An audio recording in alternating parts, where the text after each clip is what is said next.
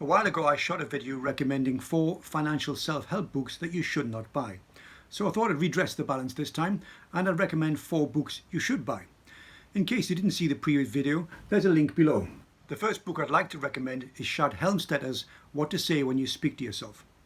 If you're ever going to become wealthy, you first have to believe in the possibility of becoming wealthy. And the person most influential in that belief is yourself. And sometimes we're our own worst enemies. We say things to ourselves that we wouldn't say to our worst enemies, and we chatter to ourselves a lot. You're too fat, you're too skinny, you're too tall, you're useless, you're ugly. What's the point in trying? You're going to fail. These are limiting beliefs, and they will put a stranglehold on your actions. After all, what's the point in acting if you know or you believe you're going to fail? Shad provides substitute words and phrases for perhaps the limiting ones you're using right now.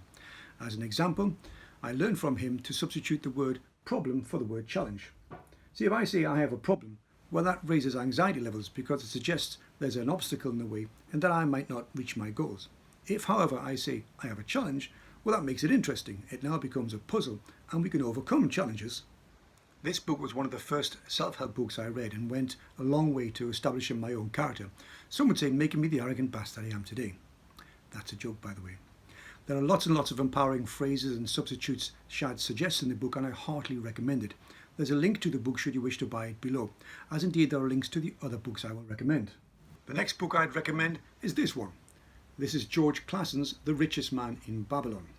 Now, if you follow some financial bloggers or watch their YouTube channels, you'll be familiar with the principles of paying yourself first and skimming the top 10% of your income and investing it long term. Well, this book is the source of all those principles. In the book, Klassen uses the allegorical tale of a Roman chariot maker to explain the principles of pay yourself first and invest in 10% of your income. It's written in an engaging style that a child would understand. In fact, what I recommend is you read it yourself, then give it to your child to read. It is said if you want the purest part of any message, then you have to go to the source. And this book is the source of much of the FIRE movement's principles. Buy it. Now, I'm aware that some people want to achieve financial independence faster than others, and often the quickest way to do this is to own and then sell a business. So I'm about to recommend you 2 business books that you should buy if this is what you wish to achieve. Now, the first book I'd like to recommend for those considering getting started in business or indeed are already in business is this one. This is the Emyth, and the E in the title alludes to the word entrepreneur. There is a myth that it's entrepreneurs that make great businesses and grow them exponentially. Well, the author of the book argues, and he argues it very well, that it isn't the entrepreneurs themselves that make these fantastic businesses, but the systems they have in place. The author gives lots of examples in the book, but perhaps the most well-known one is Ray Kroc. When Ray Kroc got involved with McDonald's and wanted to expand the chain, he knew he wanted to replicate all the tastes and all the experience wherever they were in the world, exactly the same as the original McDonald's brothers did. And to do that, what he did, he took a step-by-step, pen and paper, step-by-step, and watched and recorded how to make a hamburger. And he knew that if he got wherever he owned a chain in the world, be it in Newcastle where I am now, or in New York, or in Delhi, as long as each one of those members of staff followed that system to the letter, then you could replicate the taste of the original McDonald's. And that's why it's not for just accidental that wherever you go in the English-speaking world, the first question you get asked when you go to the counter is, "Hi, can I take your order?" Anyone interested in making money will enjoy reading this book, but it's particularly useful if you have a business already and you're considering how to scale it up into something quite awesome. Buy it. The fourth and last book I'd like to recommend is this one. This is MJ DeMarco's The Millionaire Fastlane. This book inspired me so much that I'm taking on a franchise of my own in April next year, but more of that in later videos. In the book, DeMarco espouses that there are 3 lanes in which you can get to wealth. The first lane isn't really a lane at all, it's the sidewalk as he calls it. And these are people, average people, probably 80-90% of the people in the world. And they sort of bimble through life with no real plan and go from job to job and leaving and picking up a pension here and there. And maybe inherit their parents' home and maybe win the lottery. But people who are never really going to be wealthy unless they get really lucky. The next lane that DeMarco describes is the slow lane.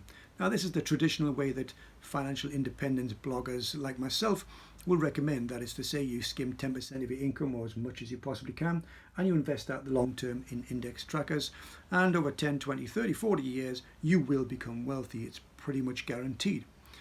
But it ticked me off a little bit because that was my plan. But it made me read it twice And I looked at my grey hair in the mirror and I said to myself, you know, we haven't got as long as the 10 or 20, 30, 40 years that other people have, and maybe I need to do something different. Maybe I need to do something extraordinary. And that led us on to the next lane, which is the fast lane. DeMarco in the fast lane chapters explains how he himself became wealthy by building a business from scratch and selling them on later. He gives lots of examples of the type of business you should get into. And whilst, as I said earlier, I wasn't keen on the message because it was contradictory to the message that I generally and other people like myself put out, so convinced was I, having read the book and read the examples that he gave in there, that someone like myself with no skills, no real qualifications, was driven to get their own business. And the safest way I could do that was to get a franchise. Now, I made that quantum leap purely from the evidence he supplied in the book. It's a really powerful book, and if you want to get wealthy quickly, buy it. These 4 books represent my journey to wealth so far. From working in a bar on minimum wage, £10,000 of credit card debt, and no savings in the bank, to 3 years later being financially independent. And now onwards to the next big step, which is to build a business and sell it for a lot of money. To see if I fail or succeed, please subscribe to watch these videos and smash that thumbs up button, as it really helps the algorithm. Don't be stupid and don't be normal. Leave any comments below. Happy to answer any questions you have.